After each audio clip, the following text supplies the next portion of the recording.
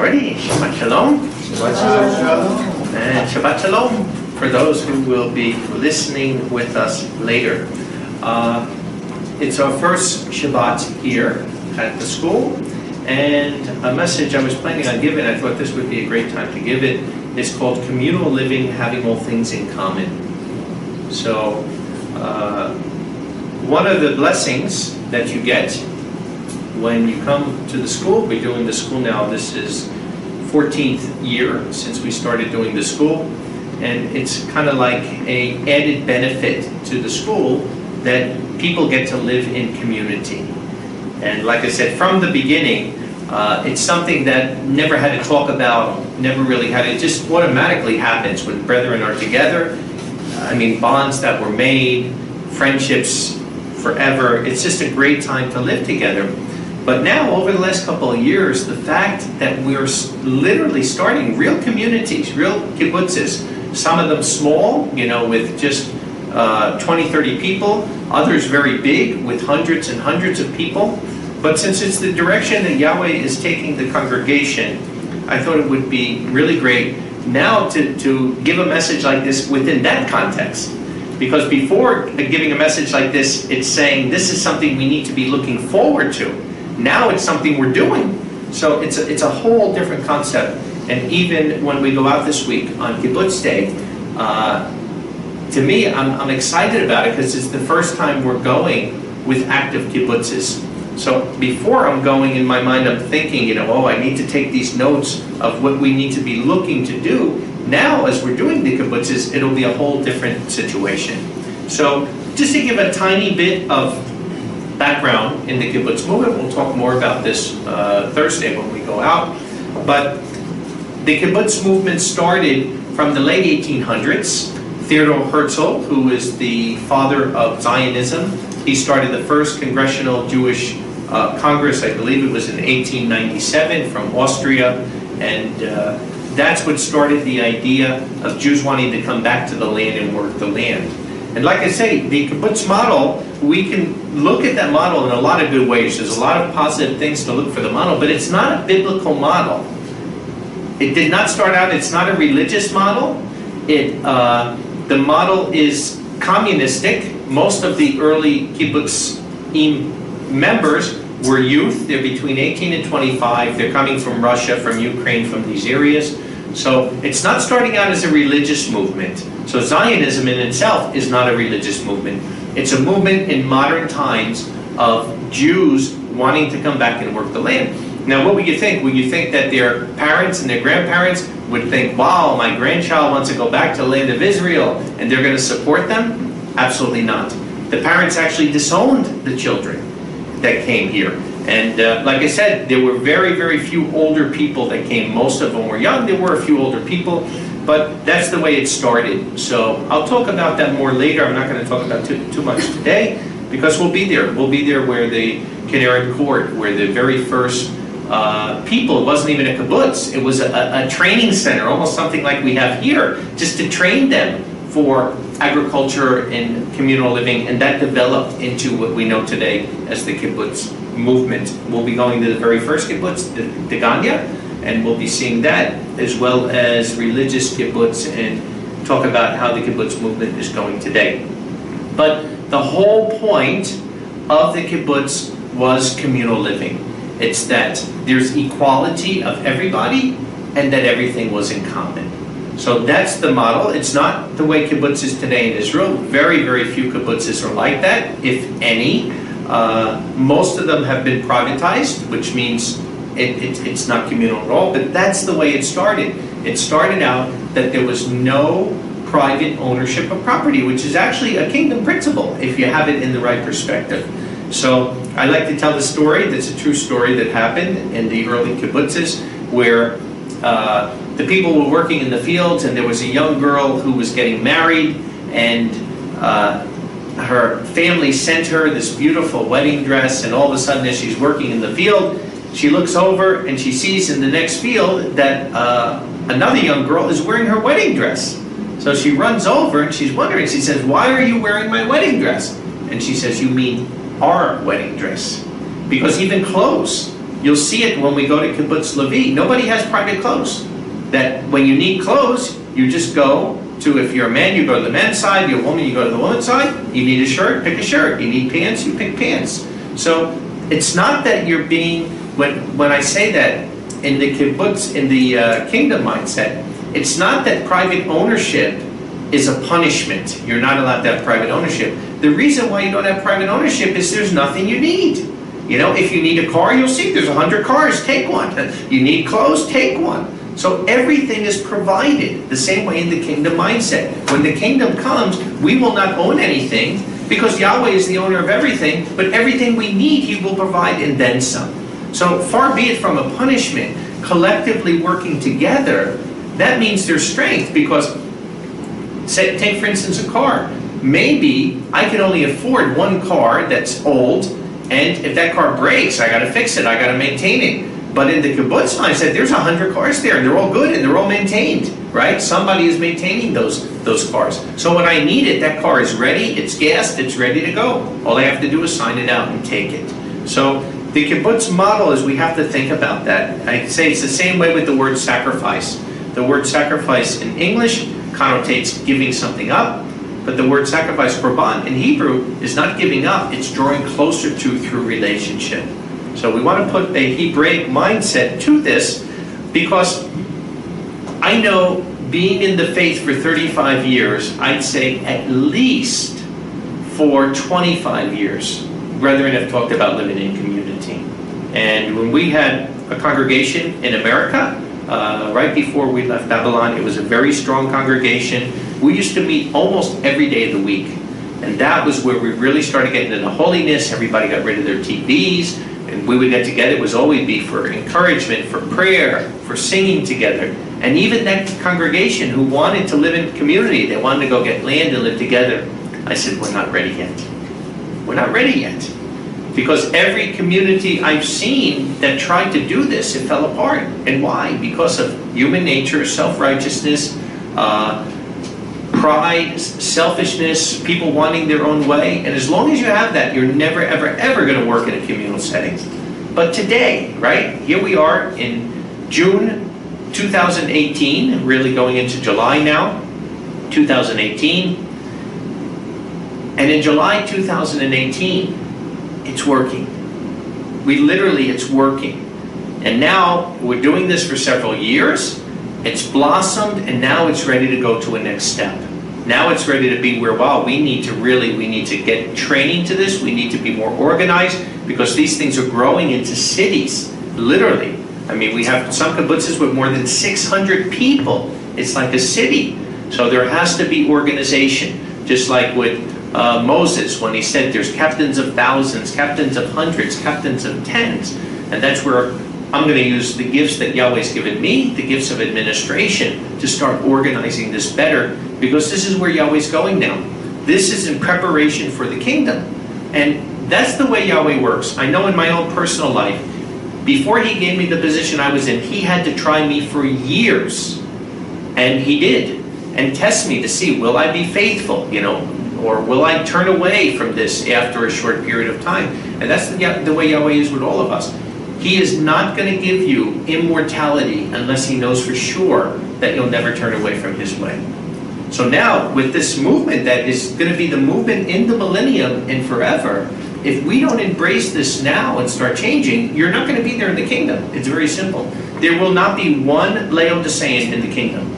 Not one. There may be some Laodiceans that repent and change, but he who separates himself seeks his own desire. Nobody will come into the kingdom with his personal mindset, how his way is going to be done, and okay, you know what, you have your community here, I'll live across the street, in my house, I'll have my own things, and I'll come and visit you and get fellowship. It will not work that way. So we have to learn. So this is a really important message for the times we're living in. And actually, the first kibbutz was not in Degania in 1910. That's the first kibbutz in modern times. The first kibbutz was in Qumran. We didn't have the opportunity with our group to go down there, but I love to go down there because that's literally the first community. It's the first kibbutz. And I say that if the Dead Sea Scrolls were found on the very evening before they voted for Israel to become a nation. Can you imagine that in 70 AD, as they're being destroyed and they're being sent into captivity, they hide these scrolls in these caves. They're there for 2,000 years, nobody touches them, they're perfectly safe, and on the very night that they're ready to vote for Israel to become a nation, they find them. I mean, it's just shocking to think. If you don't think that's important, wow. So there's a message in those scrolls for us. And that's what we find out, that these people who were called the Yahad, that's why the school is called HaYahad, the togetherness. The people who were called the Yahad, if they had found that before 1910 when the kibbutz started, it wouldn't be called kibbutz. It would be called Yahad, because that's the name of the community, the Yahad, the togetherness. And I say, if you look at the community of the people in Qumran, 450 people, right? And they had judicial order. They trusted the leaders. Anything that was done, they followed. Nobody complained. And they had a very strict way of living together, that if the people didn't follow it, you would get kicked out. And yet there's no records of anyone ever getting kicked out. When somebody wanted to join the community, there was a trial period, about a year, right? And at the end of that year, every member had to vote. And if 449 voted for the new person to join, but one member voted no, the person wouldn't come. Because if you even have one person who's contrary, you're not going to have ikad. You're not going to have unity. And that's what we have to think about in the camp. Because sometimes people say that. There's somebody who could be rebellious. They're against judicial order, right? And somebody might say, well, I never saw that. And I'm thinking, well, that's probably because you're not the leader. So somebody that can be against leadership, they're going to look to bound to the people, just like Absalom looked to bound for the people. What did he do? He sat in the gate and he looked for all the people that were against King David, you know? And then when he got enough of them, that's when he rebelled. And that's what happens. And that's why in this kind of setting, we want to make sure every single person is ikad. Every single person has equal value, every single person has worth, but also every single person is going to work. It's not a welfare system. It's not a place to come for welfare. It's a place where all of us are using those gifts together. And how wonderful it is. We're only here a short time now, right? But I hope you're enjoying it. And you really, to me, I look and I say, how great my life would be if this was every day. That we're here every day doing this, you know? We're all using our gifts. But the very first one, like I said, was in Qumran. And here's the answer to Qumran, right? Because you could look at Qumran, and again, out of the scrolls, 1/3 of the scrolls are Bible scrolls, 1/3 of the scrolls are commentaries on the Bible scrolls, and 1/3 of the scrolls are community rules, how the people lived. You know, and maybe if we have time, we'll get into that because it's very interesting. But at the end of the day, it really doesn't matter what they believed or what they didn't believe. The important thing to me is, it worked. It worked. 450 people, and they were there for 280 years, and no problems, and it worked. It worked. It didn't fall apart. You know why? Because every single person was convicted of that system. The same as I say with the Amish. I'll be talking about that soon, but it's the same thing. How could the Amish for 400 years still live that way? They have no hierarchy. They don't have a council of elders. They have an elder over each situation. How on earth, after 400 years, can they still be riding in buggies, wearing the same clothes, still without electricity? Because they're convicted. Because it works for them. So that's why I say, you can mock them, you can say this, for Qumran, Amish, whatever. But at the end of the day, if everyone is convicted of something, it works. And that's what we get. And that's why, in a community, you can't let somebody there, you know, the mixed multitude, who has an uneasy spirit, who wants to go around, the Absalom, that wants to go around putting in the ears of whatever. And granted, it doesn't mean that if there's problems, you don't talk about them. That's why in communities, you meet every week. You meet or every month or whatever it is, and you talk in the community. If there's problems, you fix them. If there's any kind of problems, you do it. But what you don't try to do is, you don't try to build rebellion. You don't try to put sides, because if a community is ikad, that means there's one side. You know, there's Yahweh's side. That's the only side we all want to be on. We don't want to make divisions. You don't want to make sides. And once you do that, you don't have a community anymore. now you have a trouble. So this is where we're starting from. We're starting from that point.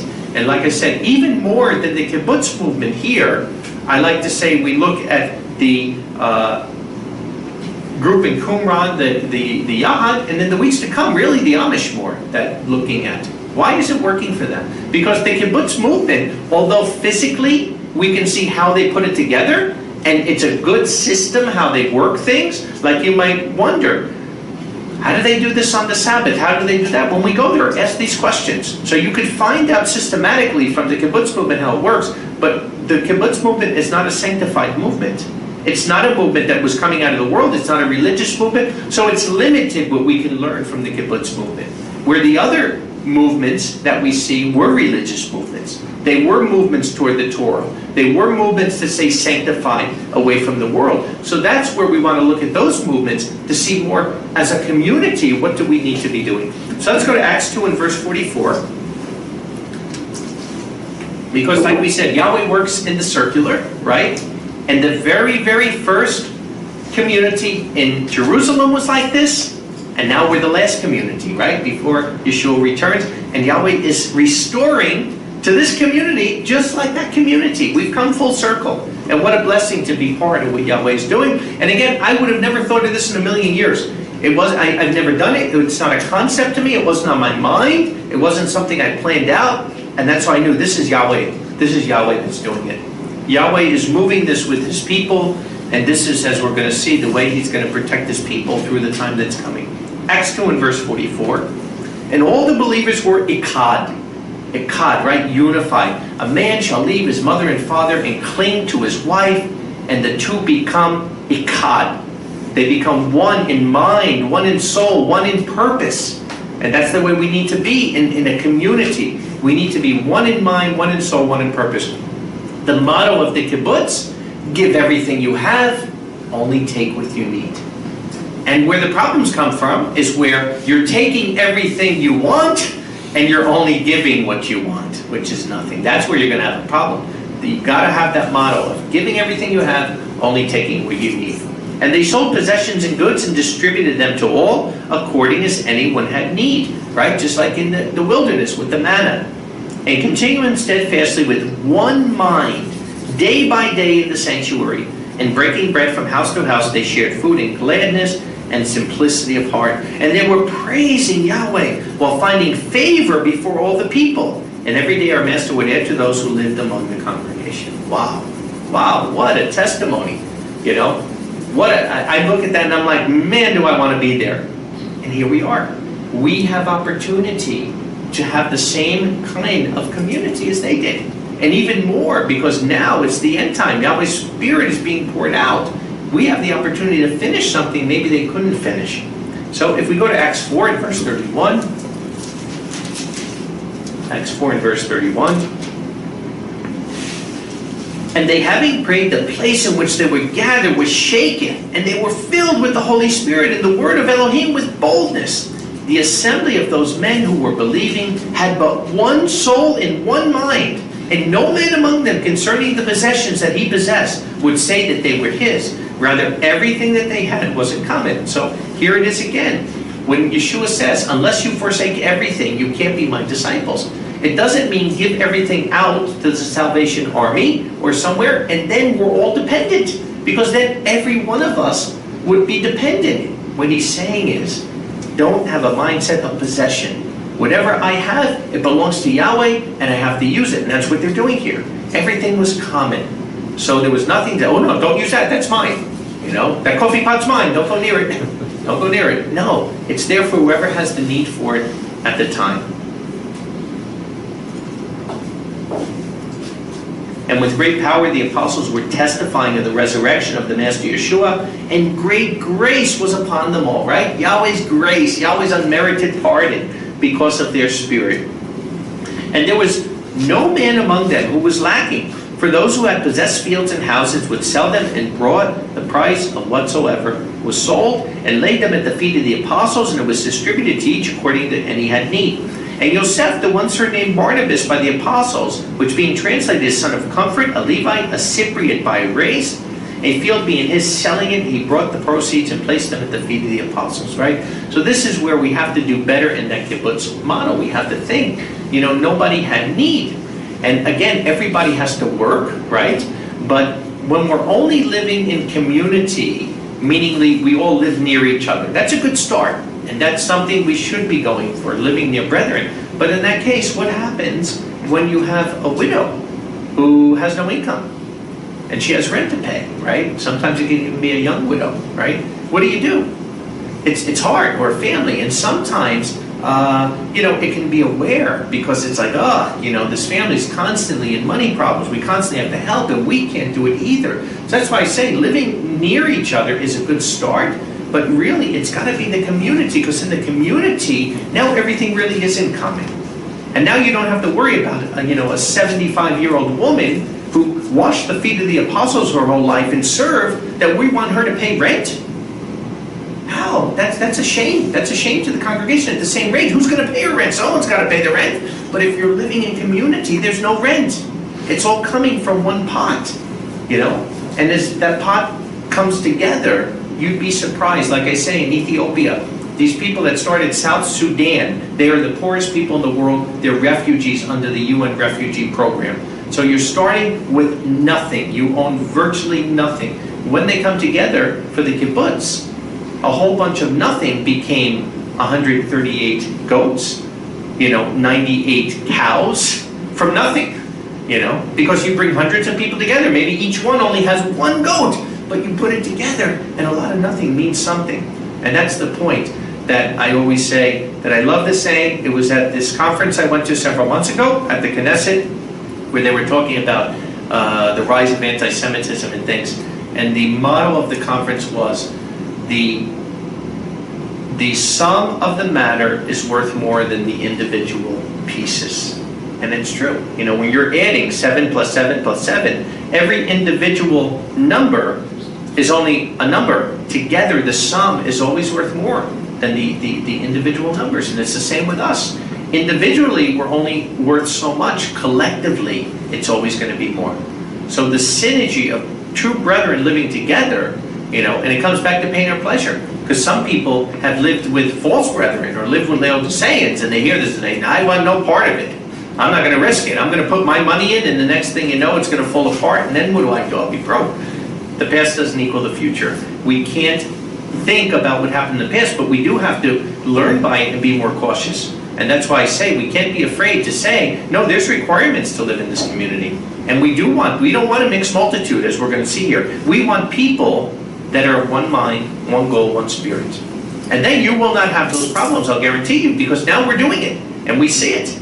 We see it in the masses by the hundred. When the Spirit of Yahweh is there, and everyone is yielding to that Spirit, you don't have those problems.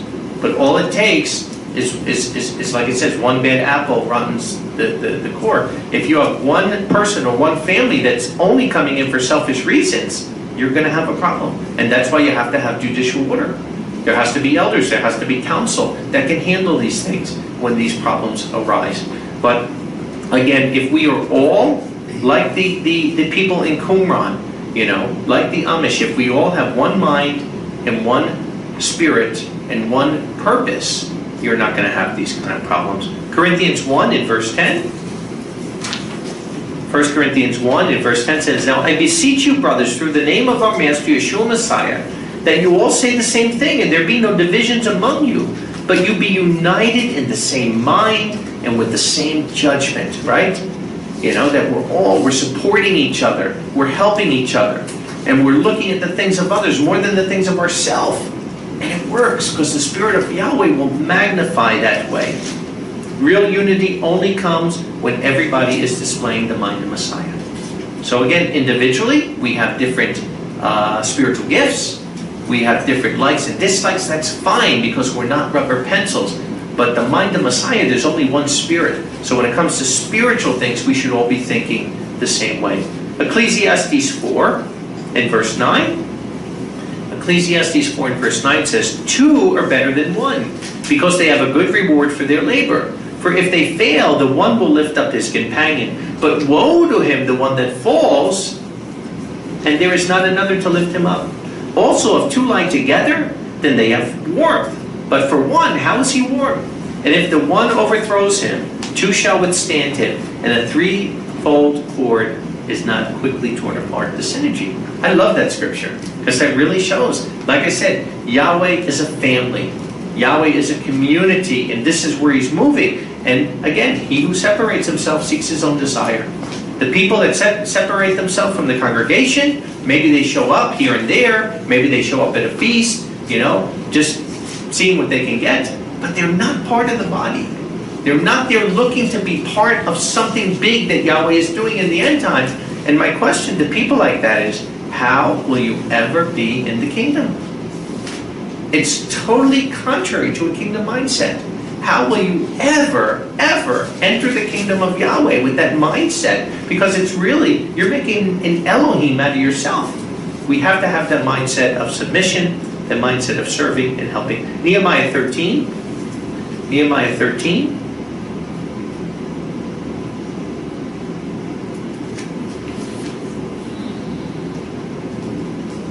And verse 1.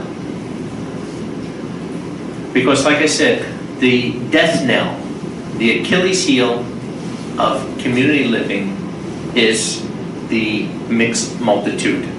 On that day they read in the book of Moses in the ears of the people. This is Nehemiah 13:1. This is after they're coming back to the land.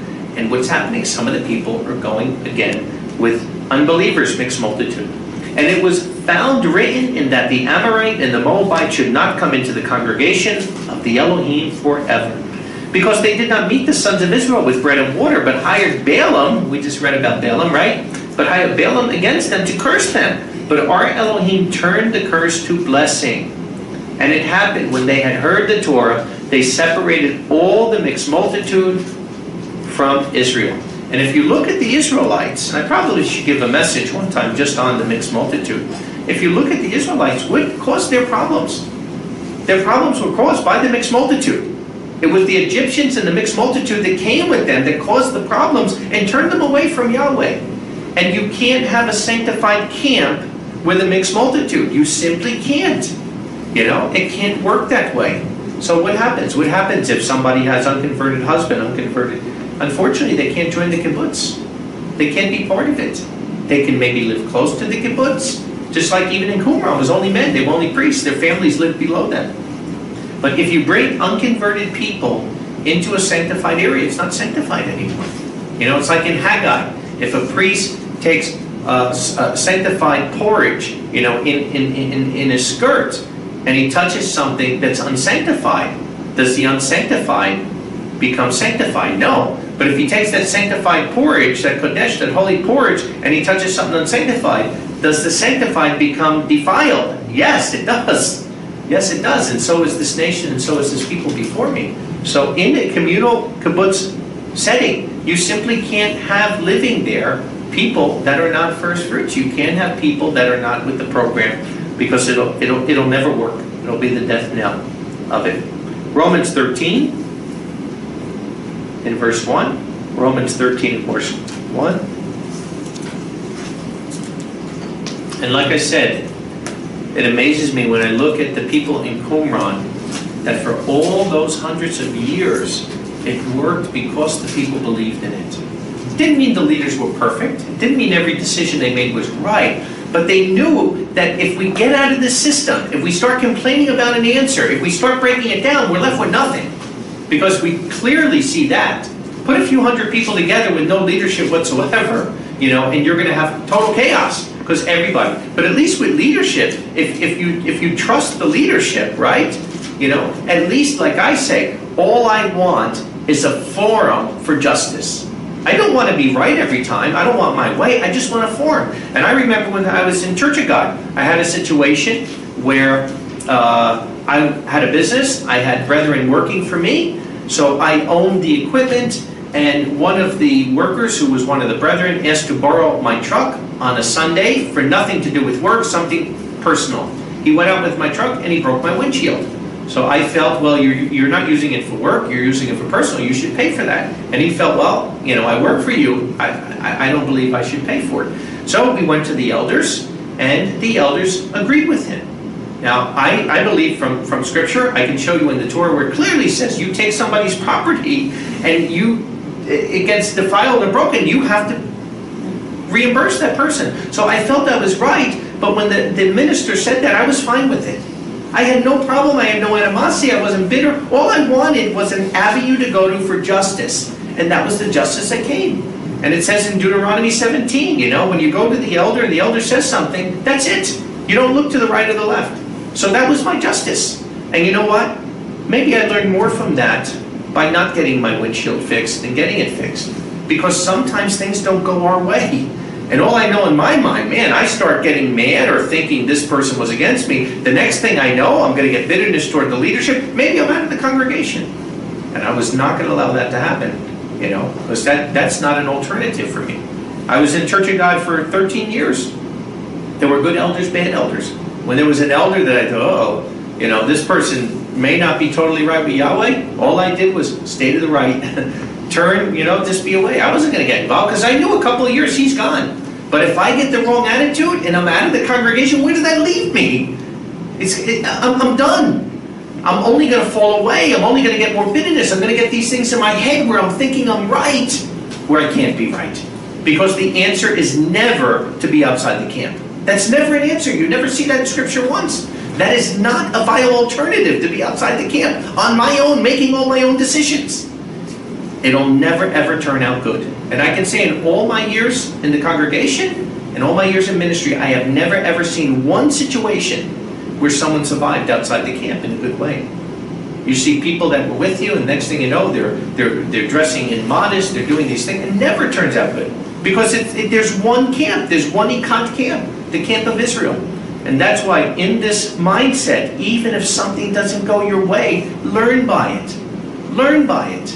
It's a way maybe just to humble ourselves. You gotta keep your priorities there. So what? So I gotta pay a windshield or whatever it could be. Pride wants to be right, but the Spirit of Yahweh is a spirit of humility. So this is so important because this is the thing that destroys a community, not big things. Because in the community, you're not going to see changes in the Sabbath or changes in this. What will destroy a community is that little cancer from pride of people not getting along. A little thing that happens that way. And that's why if we love our neighbor more than myself, because in the end, you know what I thought? Even though I felt I was right, I knew that man couldn't afford to pay the windshield. So in the end, I probably would have paid it anyway. So I didn't care anyway. I thought, this man's working for me. He's working hard. So that's fine. That's the end of it. We don't want to get this mindset where we're thinking we're right, because sometimes, even if you're right, you could be wrong. So even if you're right, you could be wrong. Everything is a test, and sometimes Yahweh will allow that just to see how will we react to it. We're living in an imperfect world. So judgment in this world won't always be perfect, but all we want is an avenue for the judgment. And we have that. In our congregation. Congregations are autonomous. They go to the local elder if there's a problem. If for some reason it can't be solved there, every country has their own board of elders for the country. If it doesn't solve there, it's bigger. They bring it to Jerusalem, to our 5-man council. And at the end of the day, that's it. Whatever the judgment is, we take it one way or the other. And in the end of the day, if two people are having a judgment, someone's going to get good and someone's going to get not good. But at the end of the day, we're all one anyway. We're all one. And if we keep that spirit of Akkad, we're going to be better off. So this is what we see in Romans. We see this in Romans 13. Let every soul be subject to the higher authorities, for there is no authority except from Elohim. But the existing authorities have been ordained by Yahweh, so that the one resisting the civil authority, he's opposed the ordinance of Elohim, and the one opposing will receive judgment to themselves, right? So like I say, even if you're right, you'll wind up wrong. Because Yahweh set the civil government there. Yahweh set the elders in the congregation, knowing that they're not angels, we're not perfect. So if you're going against the elder, you're going against Yahweh, like Moses said. What are we? We're men, Your griping, your murmuring isn't against us. It's against Yahweh. So anytime we're murmuring, ultimately it's always against Yahweh, no matter what it may be. For the rulers are not a terror to good works, but to the bad.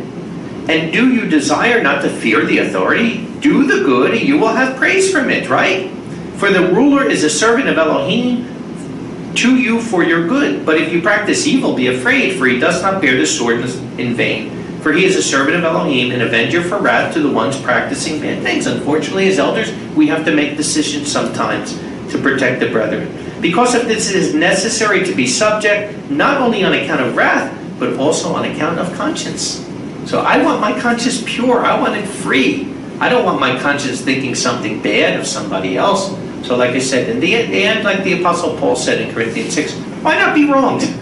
Why not be defrauded? You know?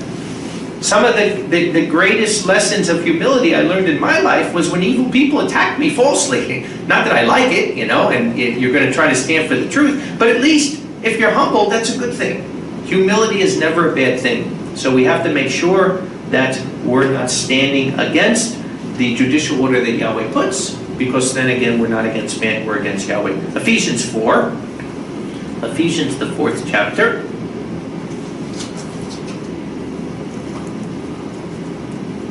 And praise Yahweh that He does have good, honest men and leaders in the congregation. We don't have a paid ministry, so people are doing it because they're convicted and they love Yahweh and they love the people, or they wouldn't be there. But in Ephesians 4 it says, "Then I, the prisoner of our Master, exhort you to walk worthily of the calling in which you were called, with all humility and meekness, with long-suffering, bearing with one another in love, being eager to keep the unity of the Spirit in the bond of peace." Right? And that's the biggest thing I say as an ambassador of Yahweh. Our biggest job is as peacemakers. That's what ambassadors do. If there's war, that's going to come from the president, the foreign minister, the minister of war, or whatever it is, you know, military minister. But ambassadors, they're not there for war. You know, they're there for peace. That's what an ambassador does. And this is what Yahweh says. We want to be ambassadors by keeping the unity of the Spirit in the bond of peace. There is one body in one Spirit, even as you were called in the hope, one hope of your calling, one Yahweh family, one faith, one baptism, one Elohim and Father all, the one above all and through all and in you all. Wow. So here we see that Yahweh has a unity there, and there's a unity through His Spirit, but we got to fight our own spirit. Because our own spirit is not a spirit of unity. We see that in 2 Timothy 3 in the end time. In the end time, our human nature is filled with what? With pride and greed and lovers of money and lovers of self and all these things. And this is where we're coming out of the world, and we receive the Spirit of Yahweh, but you still have the human nature in you, and you have to fight it every day. And that's the blessing in the community setting. You're not alone. You have people there with you to love you and help you and support you, and you'll grow much, much quicker, you know. And there's safety. There's safety in the camp. There's safety with the people who love you. And then what he says in verse 11, He, Yeshua, assigned some to be apostles, some prophets, some evangelists, some shepherds and teachers, for the perfecting of the saints, for the work of the ministry, for the building up of the body of Messiah, until we all may come to the unity of the faith and of the full knowledge of the Son of Elohim, to a full-grown man, to the measure of the stature of the fullness of Messiah, so that we may no longer be children, being blown and carried about by every wind of false doctrine of men, who through their craftiness are very skillful in deceiving the people. And I say, praise Yahweh, that He's had a ministry for 2,000 years. You know, that like I said, I didn't have to come up with the doctrines. He had them for 2,000 years. And praise Yahweh that simple things like the dead are asleep in the grave, there's not an eternal hellfire that people burn in forever, that you don't go to heaven when you die, you know, you're sleeping in the grave, and things like that, the Sabbath day. Praise Yahweh, there's no immortal soul, but the soul that sins, it will die. And all these doctrines were given to us because Yahweh had a ministry for 2,000 years that brought them down to us. Praise Yahweh for that. Matthew 25, in verse 30. But like I said, kibbutz is not welfare system. It's a unity of the faith. It's all of us coming together. It's using our gifts and working in one, and it's so beautiful. It's so beautiful to see the body of Messiah work that way. But again, if somebody doesn't work, the man who doesn't work doesn't eat. That's what Scripture says. And we see this in the parable of the talents here. Matthew 25 and verse 13. Matthew 25 and verse 13. Therefore be alert, for you do not know the day or the hour in which the Son of Man comes. Exciting scripture, but scary scripture too, right? Because we always have to be alert because of that. For it's like a man who went on a journey. He called his servants and delivered his possessions to them. And to one indeed he gave 5 talents, to another 2, to another 1, each according to his ability.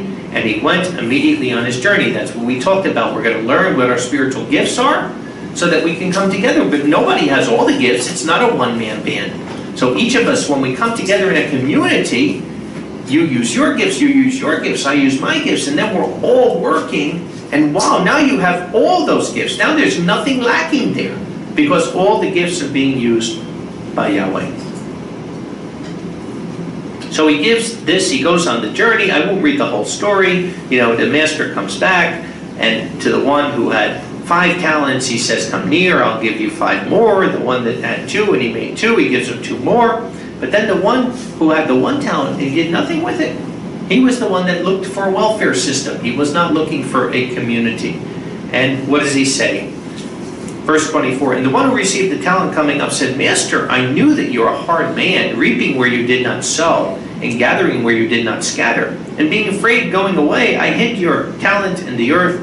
Behold, you have what is yours. So, well, if he really thought he was a hard man, he probably would have did something with it, right? Like he says, why not at least give it to the bankers at the table and I would have got interest?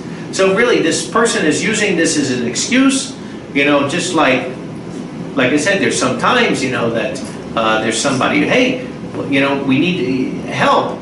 Well, I can't help you, you know, I got a bad back. Okay, well, if you can't help physically, you know what, come over here and you can use the computer for us. Well, I can't use the computer, my fingers hurt. Well, you know what, then just come over here and maybe you can get some water. Oh, if my hand gets wet, you know, I'll shrivel up. And there's always an excuse. It's just somebody who's not looking to work. So again, we don't all do the same job, but everyone needs to work. So he says, verse 26, his master said, evil and lazy slave, you knew that I reap where I do not sow, and I gather where I do not scatter. Then you ought to have put my silver to the bankers, and coming I would have received my own with interest. Therefore take the talent from him, and give it to him that has 10 talents. For to each who has more will be given, and he will abound. But from him who does not have, even that which he has will be taken from him. And throw the worthless slave into the outer darkness. There will be weeping and gnashing of teeth. So we see here, we work much better when we work cooperative. I found out about something a few years ago. There's a bus company here called Egged. I don't know if you've ever seen it, the green buses. But they have another company that was called Egged U. It was like a subsidiary of Egged. And what it was is, it was business owners. I think it was around like 10 or 12 different business owners that they had like a cooperative together. So individually, none of those owners had millions of dollars to start a big bus company, but they pulled their money together so they were all able to use the same offices, use the same buses, use the same resources, and they all were like 10% owner of it. And together they had a real big company. I thought, wow, this is great. This is like the body of Messiah should be.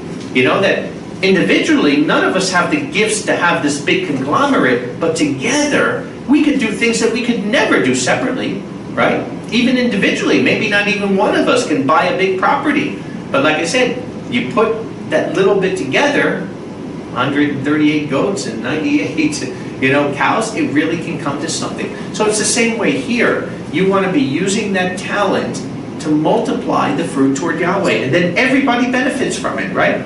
Because then when the fruit comes, Yahweh is bearing the fruit, and everybody will be able to collectively get from there. 1 Corinthians 12 and verse 4.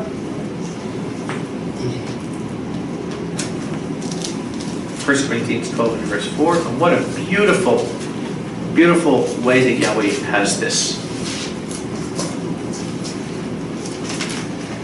He says there are diversity of gifts, but there's only one Spirit. There are diversity of ministries, yet Yahweh is first. And there are diversity of powers, but the same Elohim is working all in all. So we're not all the same people. We don't all have the same gifts, but we're all working toward the same function. Just like a body. The finger doesn't do the same thing that the ear does, and the ear doesn't do the same thing that the leg does. but you need all those parts for the body to work. If we drop down to verse 11, he says, "But the one and the same Spirit works all things, distributing separately to each as he wills. Even as the body is one and has many members, but all the members of the one body being many, or one body, so also is the Messiah. For also we were all baptized by one Spirit into one body, whether Jews or Aramaeans, whether slaves or free, even all were given to drink into one Spirit. For also the body is not one member, but many. And if the foot says, because I am not a hand, I am not of the body, on account of this is it not of the body. And if the ear says, because I am not an eye, I am not of the body, on account of this is it not of the body. If all the body were an eye, where would be the hearing? If all hearing, where would be the smelling? But now Elohim has set the members, each one in the body, even as it has pleased him. But if all were one member, where would the body be? But now indeed many are the members, but it is one body. And the eye is not able to say to the hand, I have no need of you. Or again, the head to the foot, I have no need of you. But much rather, the members of the body seeming to be weaker are necessary. And that's what happens. One thing is, if you have somebody that really is in need, somebody maybe that's blind or crippled, everybody wants to rally around him, right? Because everybody really wants to serve. And there's nobody that can argue with that. So sometimes the weaker members are there because they're actually stronger. I know it would be very hard for me to be handicapped like that, you know? But some people are strong enough that they can go through that. And it doesn't hurt them. And the body comes together with that. And those of the body we think to be less honorable, to these we put more abundant honor around them. And our dishonored members we dress with greater care. But our valued parts have no need for attention. That Elohim tempted the body together, giving more abundant honor to the member having need. That there not be division in the body, but that the members might have the same care one for another. And if one member is in pain, all the members suffer with it. If one member is honored, all the members rejoice with it. And you are the body of Messiah and members in your respective places. So it's not enough when there's a problem to just say, I'll pray for you, right? It says this in the book of John. If somebody comes and they're hungry and you say, I'll pray for you, and you have the care to give it, you're not giving it, what good is that? We have to care for one another. Unfortunately, sometimes you're giving more love by not giving to somebody. If it's somebody, I'm not saying someone that's irresponsible, somebody that's always running up debt, and then they're trying to take something. Sometimes the loving way is not giving. But I'm saying in general, if a brother or sister is in need, of course prayer is always important. But if we can help them, we want to help them if it's in our hands to do it. And that's important there. We're using our gifts together. Proverbs 6 and verse 6 says, Go to the ant, lazy man, consider her ways and be wise. Who, having no guide, overseer, or ruler, provides her bread in the summer and gathers her food in the harvest. How long will you lie down, O lazy man? When will you arise out of your sleep? A little sleep, a little slumber, a little folding of the hands to lie down. So shall your poverty come as one walking, and your need like an armed man. So this is what, Yahweh's saying. He's saying, here it is, as human beings, look to the ants, right?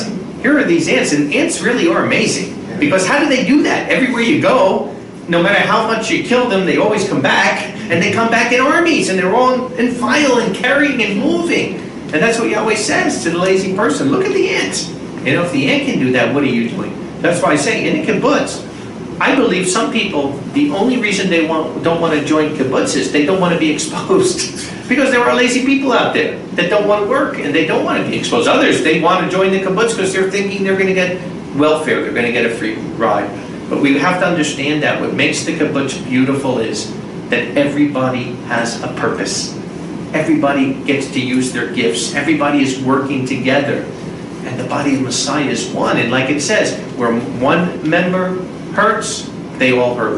Where one member is blessed, they're all blessed. And the stories I hear from South Africa, it really inspires me for that. That one sister is sick or something, and the other sister's coming over and help, or the brother's helping one person in this area or that area. It's very inspiring. It's very inspiring to see this happening on the ground. But again, like we said, we want to make sure everybody is functional in the kibbutz mindset. Philippians 2 and verse 1. Philippians 2 and verse 1. So that if there is any comfort in Messiah, if any consolation of love, if any fellowship of the Spirit, if any mercies and compassions, complete my joy by being in one accord, one love, one soul, one mind, doing nothing according to strife or self-glory, but in humility let each regard his neighbor as better than himself. Let no one be mindful only of his own things, but let each one also be mindful of the things of his neighbor. For think this within you, which mine was also in Yeshua Messiah. And this is what makes the community work. That everybody is honestly, from the soul of their being, loving their neighbor as themselves.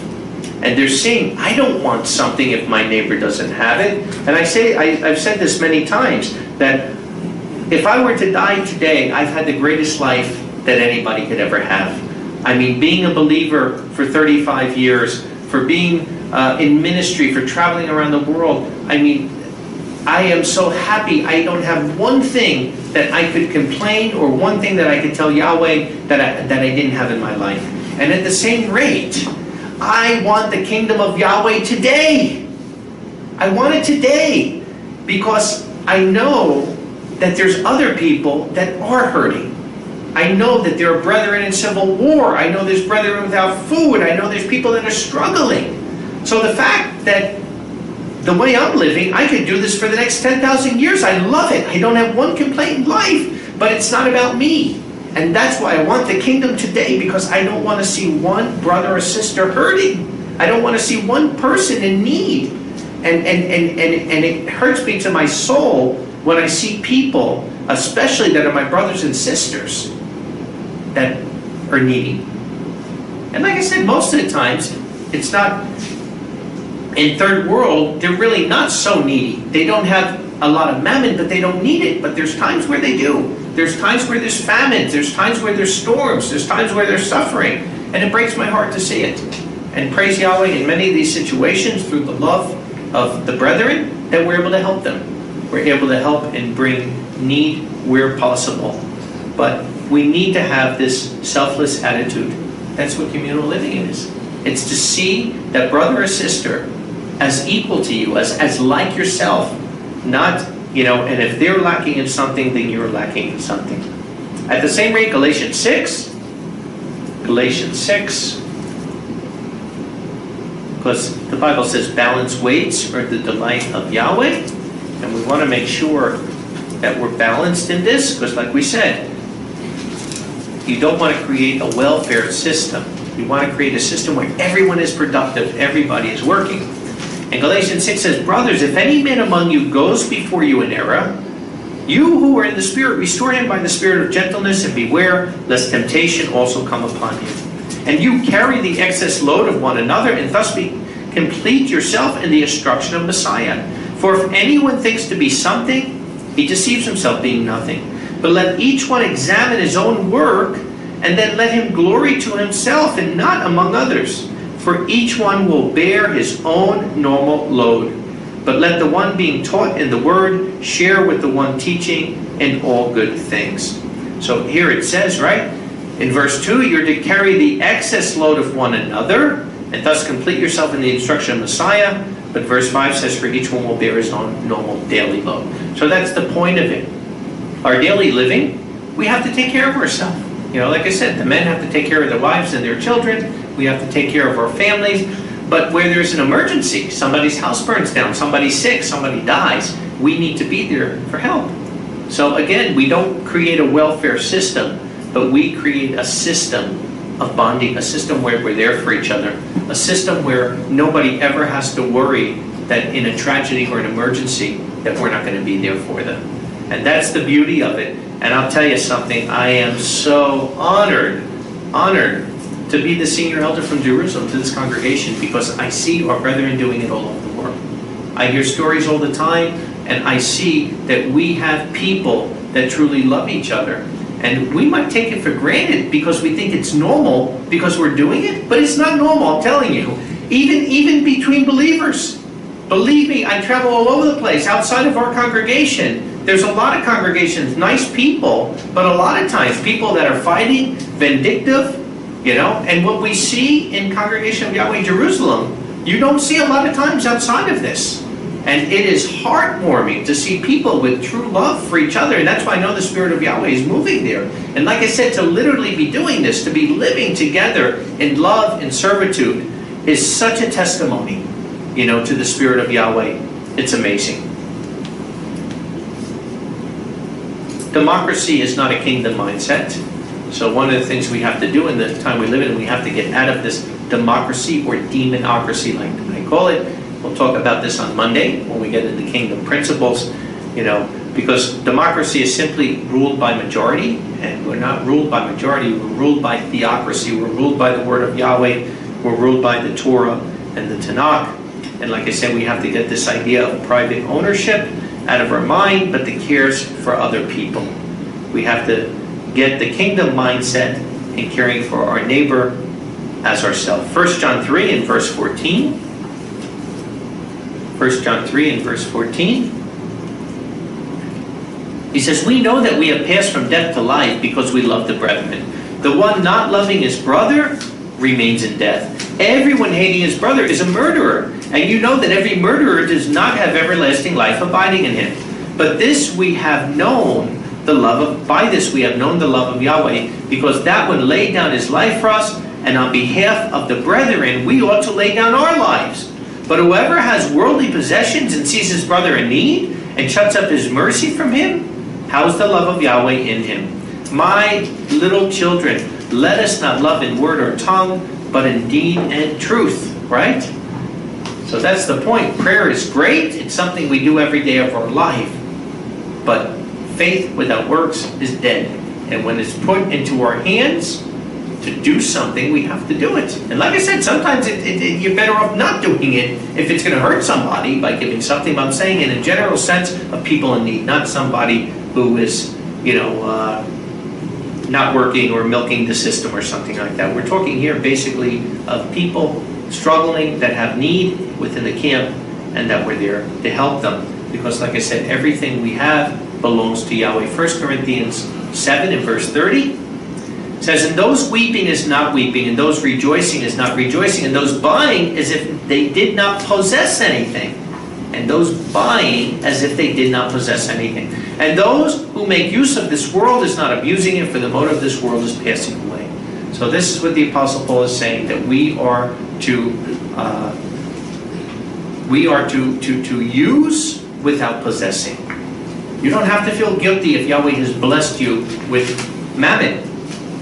Feel blessed by it. Don't feel guilty, but use it for the kingdom of Yahweh. That's what he's saying, that nothing we have is our own. Everything belongs to Yahweh, and we want to make sure that we're using but not possessing. Because once you get into possession, you lost the kingdom mindset.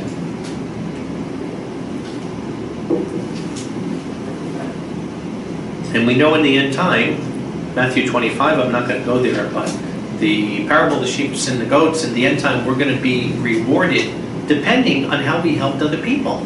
When I was naked, did you clothe me? When I was hungry, did you feed me? When I was in prison, did you visit me? When, Master, when? When did you do this? As you did to the least of my brethren, you did unto me. We have hundreds and hundreds of people every year that write us from prison. And full congregations in prison. And some of these people will never get out of there. And are we praying for these people? Maybe even in the case where we could, it's not always easy, but visiting them. We want to make sure that we're treating each other the same way we would want to be treating, and we're caring for each other in that way. 1 Timothy 6, 8, and 9. 1 Timothy 6, 8, and 9 says, but having food and clothing, let us be satisfied with these. But those proposing to be rich fall into temptation and a snare, and many foolish and hurtful lusts, which plunge men into ruin and destruction. Are we satisfied? With food and clothing. He didn't even say shelter. He only said food and clothing, not even shelter. Let us be content. Are we content with that? Or is there always, remember, one of the worst things to the Israelites in the wilderness, and Corinthians 10 said all these things are example for us today, was murmuring. Having a murmuring spirit, not being satisfied. And we should always be satisfied in all things. Because there's a blessing in everything, even when it doesn't go our way. Like I said, we're spirit beings in training, and life is a test. And every time we overcome, the test is there. Philippians 4 and verse 4, we always want to have the spirit of thankfulness. And it'll change your life. Because like I said, at the end of the day, we talked about this, your neural association. How you look at something is your reality to it. And I always say this, what you necessarily think about something may have nothing to do with reality. It's just your thoughts. And if you have a negative mindset, everything will be negative. Absolutely everything. And that's why sometimes, you can have a feast and one person comes and they come home, how was the feast? Oh, the feast was wonderful, it was great. And another person, how was the feast? The feast was terrible. It's their mindset, it's what they're focused on, If their focus was only maybe on food and it wasn't the food they liked, or music, it wasn't the music they liked, instead of the big picture. So, again, we want to make sure our focus is on thankfulness. Philippians 4 and verse 4. Philippians 4 and verse 4. Rejoice in Yahweh always. Again I say rejoice. Let your humility be known to all men. Our Master is at hand. Wow, how exciting. Do not worry about anything, but in everything, by prayer and by petition, with thanksgiving, let your requests be made known to Elohim. And the peace, right? Ambassadors of peace of Yahweh, which surpasses all understanding, will keep your hearts and your minds through Messiah Yeshua. Finally, my brethren, whatever is true, whatever is honest, whatever is just, whatever is pure, whatever lovely, whatever of good report, if there is any virtue and if there is any praise, think on these things. And what things you learned and received and heard and saw in me, practice these things. And the Elohim of peace will be with you. But I rejoiced in Elohim greatly that you have continued to care for me, just as you have always cared, even though you yourselves have not had enough. Not that I speak as to need, for I have learned to be content in whatever state I am in. And I know what it is to be poor, and I know what it is to be rich. I have gone through many things and experienced many things, both to be filled and to hunger, both to have plenty and to be in need. I can do all things through Messiah, the one giving me the strength. What a powerful scripture. Remember that. Everything comes from Yahweh. So, like I said, I've been in situations in my life where I'm sleeping on straw in Africa, and there's situations where I'm coming home and I have a 18-hour layover and they give me a 5-star, $500 hotel in a Hyatt hotel. And I love them both, believe me. I enjoyed the Hyatt. It was good food. But in some ways, I'd rather be on the straw in Africa because you're with the brethren. I love that. I love being with the brethren and seeing how they live and being with them. And, as poor as they are, they'll give you the last piece of bread. They really, because they want to. And they love you. So we always have to have a thankful heart. I grew up in a family that was very success-oriented. My uncles, my brothers, my father, that in their own business and doing things, and particularly one uncle of mine that had a lot of influence on me when I was young in business. And I told him a few years ago when we were in the States and I met him, I told him, I said, Uncle so-and-so, I said, I realized that success is not wanting more, but it's being satisfied with less. That's what Yahweh put in my mind, because successful people are never satisfied. There's people that can have $50 million and they wind up losing everything. And you wonder, how can you ever do that? Why wouldn't you put 40 million in the bank and then, invest your 10 million or whatever? How could you have that much money and go bankrupt? And it's because they're not satisfied. It wouldn't matter if they had 100 million, a billion, 2 billion. They're never satisfied. So that's not success. Success is not having more. It's being satisfied with less. It's being in your life content that wherever you are in your life, this is where Yahweh put you. This is what you have. And of course, you're always trying to better yourself and grow in the grace and knowledge of our Master Yeshua Messiah. But you're never wanting. You're never lacking. Because how can you be lacking with the Spirit of Yahweh in you? Right? It's like, it's so beautiful. Here we are. We're on a Sabbath. And it doesn't matter what your situation is, right? We're sitting in a room. We have clothes. We have shelter. We have food. We have each other. And it's the Sabbath day, right? What more would we need? There's an equality to that everybody can equally be blessed. Everybody can equally be happy. And that's community. That's what community is all about.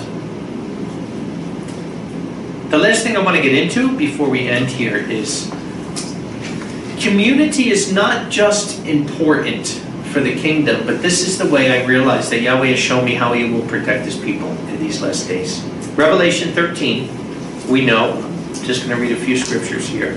Revelation 13, we know that there's a beast power that's coming. There's a mark of the beast that's coming. I'll start in verse 14. And he deceives, this anti-Messiah, those dwelling on the earth, because of the signs which were given to do before the beast, saying to those dwelling on the earth to make an image to the beast who has the wound of the sword to live. And it was given to put life into the image of the beast, so that the image of the beast might even speak and might cause as many as would not worship the image of the beast to be killed. And the small and the great, the rich and the poor, the freemen and the slaves, it causes that He gives them a mark on their right hand and in their foreheads, even that not any could buy or sell except the one having the mark, or the name of the beast, or the number of its name. Here is wisdom. Let him who has understanding compute the number of the beast, for it is the number of a man, and the number is 666. So wow, we know it. We're living in this time. Any time now. This technology is here already. They already have the technology of chipping people. They're already doing it. And now, India, one of the biggest countries in the world, or the biggest, most people in the world, they are already going to cashless society. They already now got rid of their big money bills. They're only using small ones, but they're using, everybody is chipped and they're going to cashless society. It's here, it's coming. And how on earth will you get through if you can't buy or sell? Doesn't matter if you work, you're going to get, a piece of paper. What are you going to do? Your boss isn't going to give you sacks of grain. He's going to give you papers of money. And the way that Yahweh is going to get His people through is communal living. That's the way He's going to do it. Because communal living, like looking at the kibbutz or looking at the Amish, they don't need anything from the outside. They're totally self-sufficient. Because individually, I only got one or two gifts. Collectively, we can do everything. We have all the gifts we need. And this is the way that Yahweh is going to do it. Revelation 3, 7, and 8. Revelation 3, 7, and 8. And the messenger of the congregation of Philadelphia write, these things says the Holy One, the true One, the one having the key of David. He's given us the key of David, His people. The one opening and no one shuts, and shuts and no one opens. I know your works. Behold, I have given a door being opened before you, and no one is able to shut it. For you have a little strength, but you have kept my word and not denied my name. How important is the name? Extremely important. You compromise with the name, you use Yahweh with the brethren, you use God and Jesus outside, you're not going to be a Philadelphian.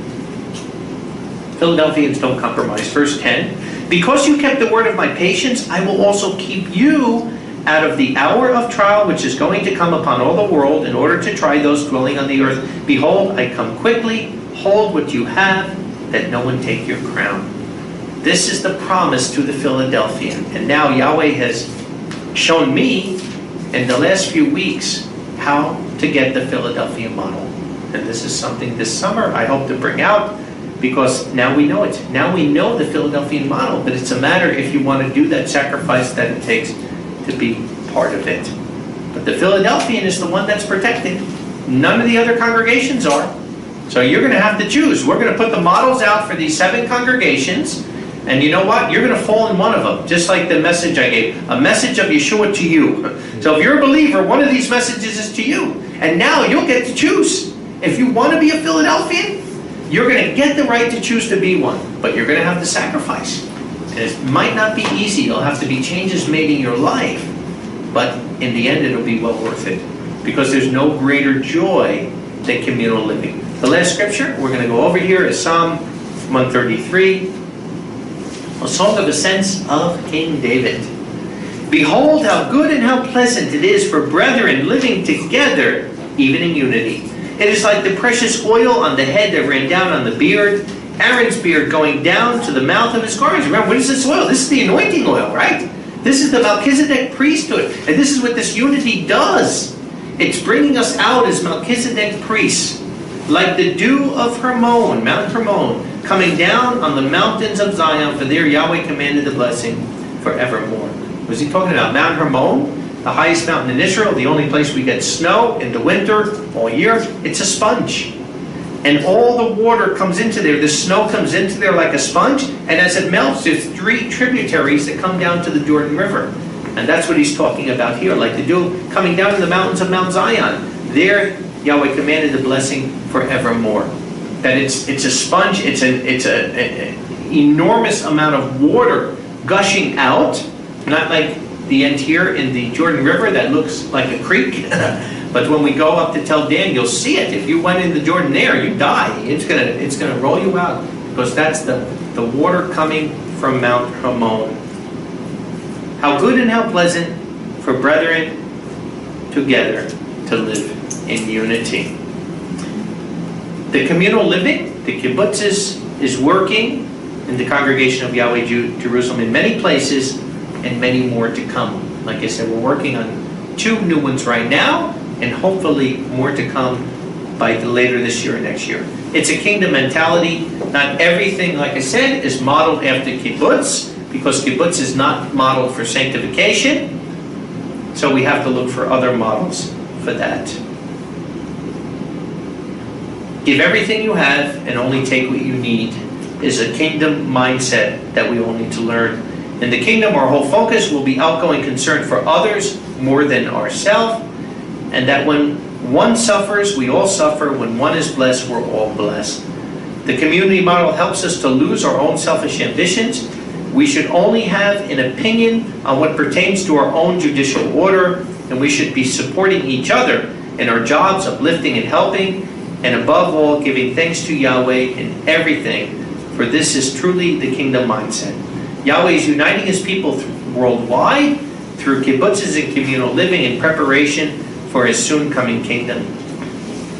And we need to be preparing for this, as it's the end time model, by growing in humility, losing self, and caring for the needs of our brethren in prayer and substance more than ourselves. So wow, what a great time to live in. What a great time to be part of this congregation. That very first congregation that we read about, Acts 2, Acts 4, is the only time in history that we ever see this in 2,000 years. And now, as everything is going in circular motion, that we are blessed to be part of a movement that Yahweh is doing for His very kingdom, which shows how close that kingdom is. So, it's a blessing to have each and every one of you with us today. Yahweh bless. Shabbat Shalom. Shabbat Shalom.